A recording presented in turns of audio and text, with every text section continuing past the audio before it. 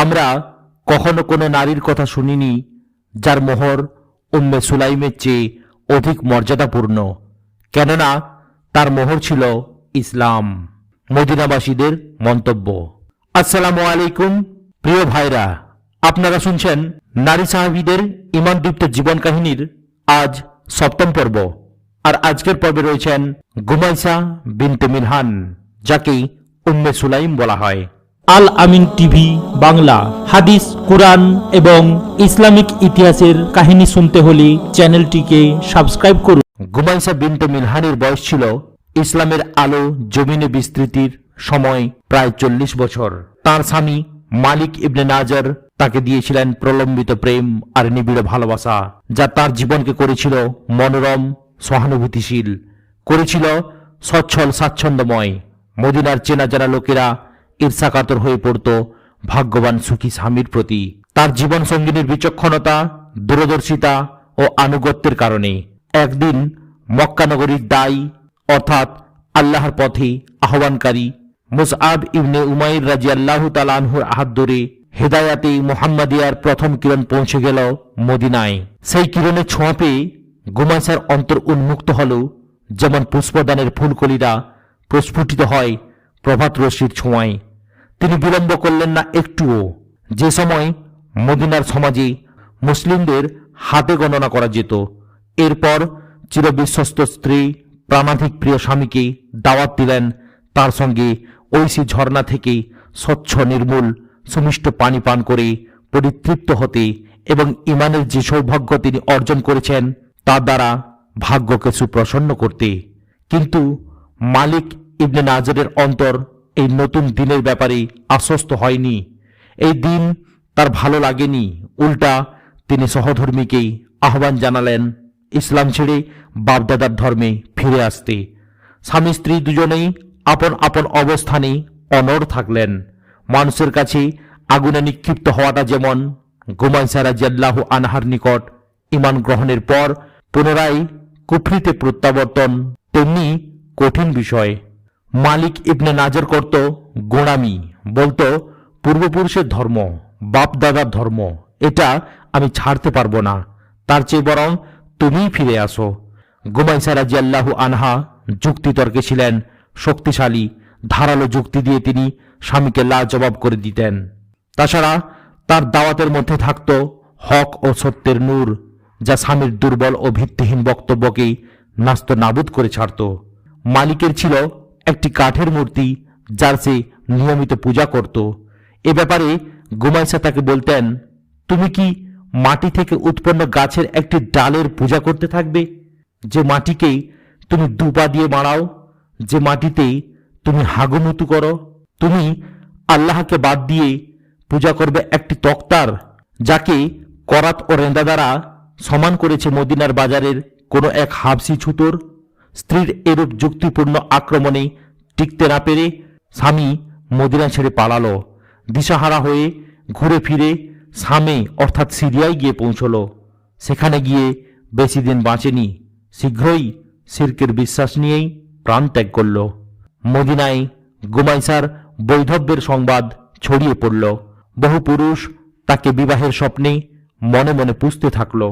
ধর্মীয় ভিন্নতার কারণে প্রত্যাখ্যাত হওয়ায় আশঙ্কায় তারা কেউ ইচ্ছার প্রকাশ ঘটাতে সাহস করল না। তবে জায়েদ ইবনে সাহাল, ডাকনাম আবু তালহা, তার আশা জাগল যে তারা দুজনই নাজ্জার গোত্রীয়। এই এতটুকু সম্পর্কের খাতিরেই তিনি হয়তো সম্মত হবেন। আবু তালহা গেল গুমাইসার গৃহে। তার ডাকনাম ধরে ডেকে এই বলে প্রস্তাব দিল, হে উম্মে সুলাইম, আমি তো তোমার কাছে বড় আশা করে প্রস্তাব নিয়ে এসেছি, তুমি আমাকে ফিরিয়ে দিও না। তিনি বললেন, আবু তালহা, আল্লাহর কসম, তুমি এমন মানুষ নও যাকে ফিরিয়ে দেয়া যায়। কিন্তু তুমি কাফের পুরুষ আর আমি মুসলিম নারী, তোমার সাথে আমার বিবাহ সম্ভব নয়। তবে তুমি যদি ইসলাম কবুল করো তাহলে সেটাই হবে আমার বিবাহের মোহর। তোমার কাছে তোমার ইসলাম ছাড়া আর কোনো মোহরানা আমি চাইব না। তিনি জবাব দিলেন, বিষয়টি নিয়ে আমাকে একটু ভাবতে দাও। এই বলে বিদায় নিলেন। পরের দিন ফেরত এসে বললেন, আমি সাক্ষ্য দিচ্ছি যে আল্লাহ ছাড়া আর কোনো মাবুদ নাই, তিনি এক এবং তার কোনো শারিক নাই। আমি আরও সাক্ষ্য দিচ্ছি যে মুহাম্মদ আল্লাহর বান্দা ও রাসূল।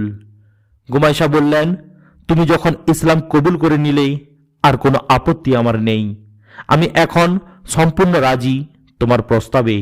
মানুষের মুখে মুখে চালু হয়ে গেল যে আমরা কখনো কোনো নারীর কথা শুনিনি যার মোহরানা উম্মে সুলাইমের চেয়ে অধিক মর্যাদাপূর্ণ, কারণ তার মোহরানা ছিল ইসলাম। আবু তালহা রাদিয়াল্লাহু আনহু সুখী হলেন উম্মে সুলাইমের মহৎ চরিত্র ও উন্নত স্বভাবে। সেই সুখ 16 কণায় পূর্ণ হল যখন স্ত্রী প্রসব করলেন একটি পুত্র সন্তান, যাকে দেখে জুড়িয়ে গেল তার দুই চোখ। প্রশান্তিতে ভরে উঠল তার হৃদয়। কিন্তু এরই মাঝে এক সফরের প্রস্তুতির সময় ছোট্ট শিশুটি রোগাক্রান্ত হয়ে পড়ল। তিনি তাতে অস্থির হয়ে সফরের ব্যাপারে দ্বিধা করতে করতেও বেরিয়ে পড়লেন। সফরের সামান্য অনুপস্থিতিতে সতেজ ডালটি দুর্বল ও শক্তিহীন হয়ে পড়ল, অর্থাৎ শিশুটি মারা গেল। তাকে মাটি দিয়ে ঢেকে দেওয়া হলো। উম্মে সুলাইম সকলকে সাবধান করে বলে রাখলেন, তোমরা কেউ পুত্রের মৃত্যু সংবাদ আবু তালহাকে শোনাবে না। যা বলার আমি তাকে বলবো। আবু তালহা ফিরে আসলেন সফর থেকে। উম্মে সুলাইম মুখের মিষ্টি হাসি আর প্রসন্নতা দিয়ে তাকে অভ্যর্থনা জানালেন। প্রথমেই তিনি পুত্রের ব্যাপারে জানতে চাইলে বললেন, যেমনটি তুমি দেখেছিলে তেমন নয়, এখন সে অনেক আরামে। তাকে রাতের খাবার খাওয়ালেন, উষ্ণ অন্তরঙ্গতা দিয়ে তাকে সুখ ও তৃপ্তি দান করলেন।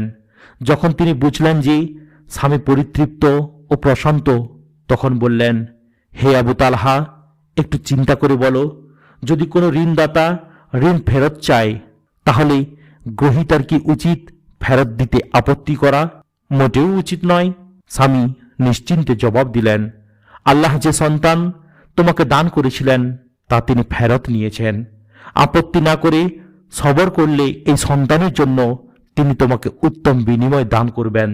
আবু তালহা তখন আল্লাহর ফয়সালাকে সন্তোষ ও সমর্পণের সঙ্গে মেনে নিলেন। সকাল হলে চলে গেলেন রাসূলুল্লাহ সাল্লাল্লাহু আলাইহি ওয়াসাল্লামের দরবারে। তাকে শোনালেন উম্মে সুলাইমের সব কথা।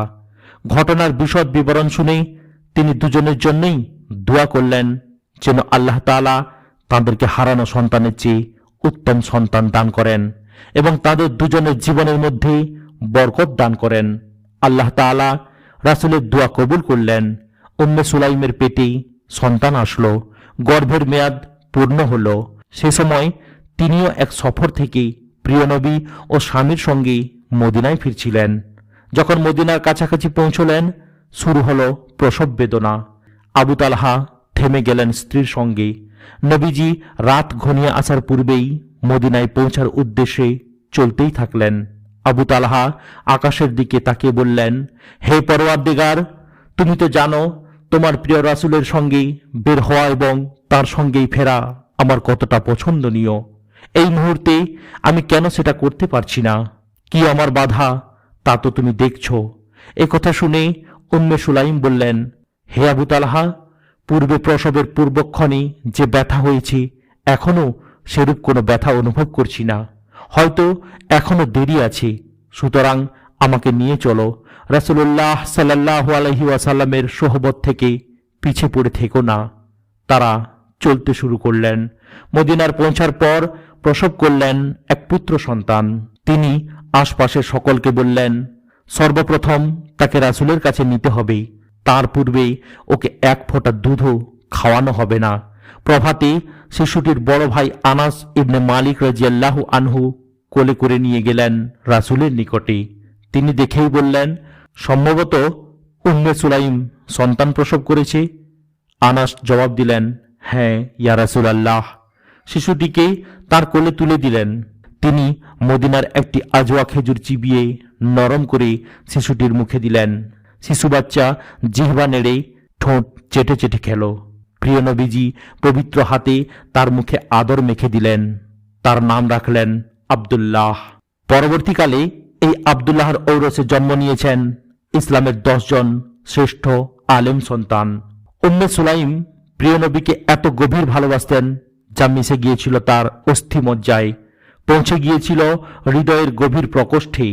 প্রিয় নবীজির প্রতি তার তীব্র ভালোবাসার কথা বর্ণনা করেছেন খোদ তার পুত্র আনাস ইবনে মালিক রাদিয়াল্লাহু আনহু। তিনি বলেন, একদা প্রচণ্ড গ্রীষ্মের দিনে রাসূলুল্লাহ সাল্লাল্লাহু আলাইহি ওয়াসাল্লাম আমাদের বাড়িতে ঘুমিয়েছিলেন। কপাল মোবারক থেকে ঘাম ঝরছিল দেখে আমার মা একটি শিশি নিয়ে আসলেন এবং ওই শিশিতে তার মোবারক ঘাম ভরতে লাগলেন। প্রিয় নবীজির ঘুম ভেঙে গেল। তিনি বললেন, এটা কি করছো উম্মে সুলাইম? আপনার মোবারক ঘাম ধরে রাখছি, সুগন্ধির মধ্যে মেশালেই সেটা পরিণত হবে সর্বোত্তম সুগন্ধিতে। রাসূলুল্লাহ সাল্লাল্লাহু আলাইহি ওয়াসাল্লামের প্রতি তার প্রচণ্ড ভালোবাসার প্রমাণ রয়েছে প্রচুর। একটি প্রমাণ এখানে উল্লেখ করা হচ্ছে, সেটি এই যে তার পুত্র আনাস ইবনে মালিকের মাথার অগ্রভাগে ছিল একগুচ্ছ চুল যা ঝুলে থাকত কপালে। সেটা লম্বা হয়ে গেলে তার স্বামী কেটে ফেলতে চাইলেন। তিনি তাতে বাধা দিলেন এই কারণে যে প্রিয় নবীজির সামনে আনাস যতবারই গেছে ততবারই তিনি আদর করে তার মাথায় হাত মোবারক বুলিয়েছেন আর তার ঝুলন্ত কেশগুচ্ছ স্পর্শ করেছেন। উম্মে সুলাইমের উন্নত চারিত্রিক গুণাবলীর বিবরণ এতটুকুতেই সীমাবদ্ধ নয় যে তিনি ছিলেন খাঁটি ও মজবুত ঈমানের অধিকারিণী, পাক্কা মুমিন নারী, তীক্ষ্ণতা ও দূরদর্শিতা সম্পন্ন একজন বুদ্ধিমতী নারী, সর্বোত্তম শ্রেণীর একজন স্ত্রী, একজন আদর্শ মা। এসব কিছুর ঊর্ধ্বে ছিল এই যে তিনি ছিলেন আল্লাহর পথে সংগ্রামী এক অকুতভয় নারী। যুদ্ধক্ষেত্রের কত না ধুলা তার দুই শ্বাসযন্ত্রে অর্থাৎ নাকে ঢুকেছে। আহত মুজাহিদদের রক্ত মুছতে গিয়ে, ব্যান্ডেজ বাঁধতে গিয়ে কতবারই না রাঙা হয়ে উঠেছে তার দুহাতের আঙুলগুলো। কতবার আল্লাহর পথে প্রাণদানকারীদের পিপাসার্ত কণ্ঠে ঢেলে দিয়েছেন সুপিয় পানি, তুলে দিয়েছেন তাদের সামান, মেরামত করেছেন তাদের তীর আর ধনুক। উহুদ যুদ্ধে তিনিও তাঁর স্বামী আবু তালহা শরিক হয়েছেন রাসূলুল্লাহ সাল্লাল্লাহু আলাইহি ওয়াসাল্লামের সঙ্গে। সেখানে তিনি ও আয়েশা রাদিয়াল্লাহু আনহুমা পানির মশক পিঠে নিয়ে ময়দানে ছুটে বেরিয়েছেন আর আহত ও তৃষ্ণার্তদের সেবায় আত্মনিয়োগ করেছেন। তিনি শরিক হয়েছেন হুনাইনের যুদ্ধেও। সেদিন তিনি যোদ্ধার মতো হাতে নিয়ে ঘুরছিলেন একটি খঞ্জর অর্থাৎ ছুরি। তাঁর স্বামী আবু তালহা অবস্থা দেখে রাসূলের নিকট গিয়ে বললেন, ইয়া রাসূলুল্লাহ, উম্মে সুলাইমকে দেখুন, খঞ্জর হাতে নিয়ে ঘুরছে। নবী তাকে জিজ্ঞাসা করলেন, এটা কি উম্মে সুলাইম? একটি খঞ্জর। এটা নিয়ে এসেছি কারণ কোনো মুশরিক যদি আমার কাছাকাছি এসে পড়ে তাহলে এটা দিয়ে তার পেট ফেড়ে ফেলব।